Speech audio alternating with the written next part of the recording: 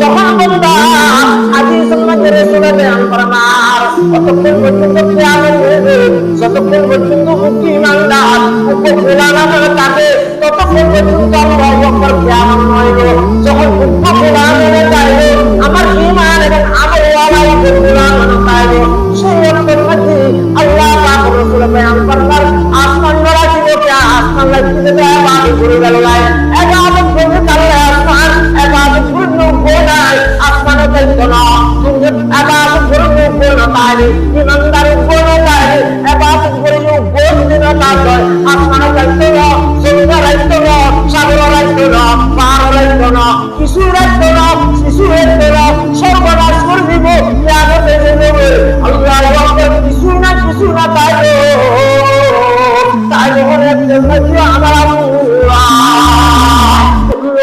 عليها فان ويبقى وجه ربك ذو الجلال والإكرام অবাধে একদিন শেষে দিল